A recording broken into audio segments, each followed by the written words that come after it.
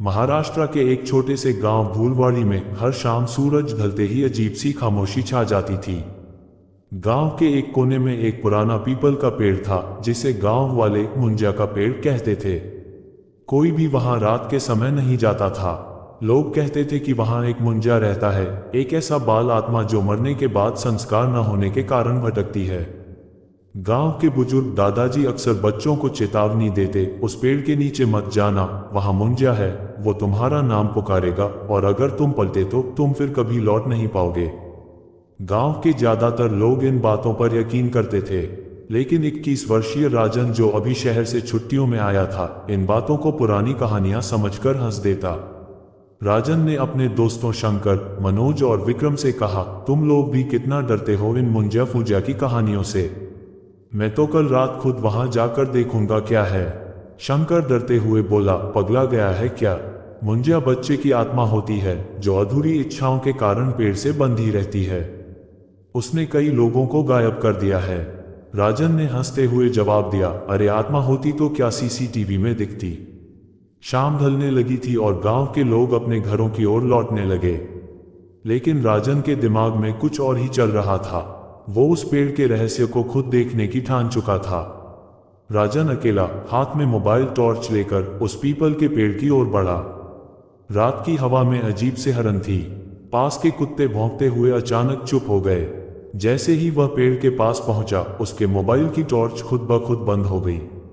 अबे ये क्या, फोन बंद क्यों हो गया? राजन बड़बड़ाया। अंधेरे में उसे किसी बच्चे की धीमी सी हंसी सुनाई दी, हा हा हा। राजन ठिठक गया। तभी एक पतली आवाज आई, राजन। उसने पीछे मुड़कर देखा, कोई नहीं था। राजन, अब आवाज थोड़ी और करीब से आई थी, लेकिन अब वो डर नहीं रहा था, उल्टा चिल्ला पड़ा, कौन है बे? बाहर आ। तभी अचानक पेड़ की एक शाखा हिली और एक परछाई उसमें से नीचे कूदी। वो लगभग 10-12 साल के बच्चे जैसी थी, लेकिन चेहरा विकृत, आंखें लाल और पैरों की दिशा उल्टी। राजन की आंखें फटी रह गईं। मुंजिया ने राजन की ओर झपट्टा मारा, लेकिन तभी पीछे से किसी ने जोर की आवाज में मंत्र पढ़े, ओम अपवित्र पवित्रो वा। वो विलास काका थे, गांव के पुराने पुजारी। उन्होंने आगे आकर मुंजिया को भगा दिया और राजन को खींचते हुए वहां से ले गए। घर पहुंचने पर काका ने बताया, ये आत्मा एक बच्चे की है, माधव, जो 50 साल पहले मरा था। उसके बाल संस्कार नहीं हुए। वो अपनी मां से मिलने के लिए तड़प रहा था, लेकिन उसका गुस्सा इतना बढ़ चुका है कि अब वो सबको नुकसान पहुंचाता है। राजन ने डरते हुए पूछा, मैंने क्या किया?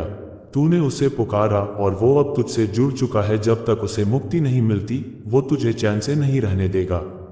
अब राजन के साथ अजीब घटनाएं होने लगी। रात को नींद में चलना, दर्पण में किसी और का चेहरा दिखना, दीवारों पर खून के निशान और हर वक्त किसी के नाम से पुकारे जाने की आवाज। राजन की हालत बिगड़ने लगी। गांव में सबको यकीन हो गया कि मुंजिया अब उसके पीछे लग चुका है।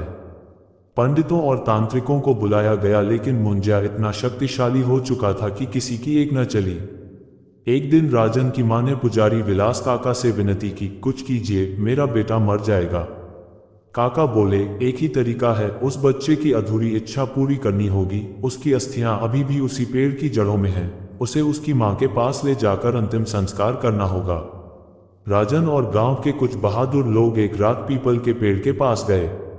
जड़ें खोदते हुए उन्हें एक मिट्टी का घड़ा मिला जिसमें अस्थियां थीं। तभी मुंजिया प्रकट हुआ और हवा में चीखने लगा। पूरा गांव जैसे भूकंप में हिल गया।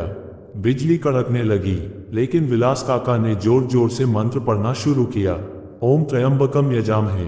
राजन घड़े को लेकर भागा और उसे गांव के पुराने शमशान में ले जाकर मां की समाधि के पास रखकर अंतिम संस्कार किया। एक तेज चीख के साथ एक सफेद रोशनी आसमान की ओर उठी और फिर सब शांत हो गया। अगले दिन सब कुछ सामान्य हो गया। राजन ठीक हो गया। गांव वाले मानने लगे कि मुंजिया की आत्मा को शांति मिल गई। लेकिन एक हफ्ते बाद गांव के एक बच्चे ने कहा, मम्मी, कल रात कोई मुझे नाम लेकर बुला रहा था। वो पेड़ के पास से आवाज आ रही थी। मां ने पूछा, क्या नाम लिया उसने? बच्चे ने धीरे से कहा, विनय। ये अंत है या शुरुआत?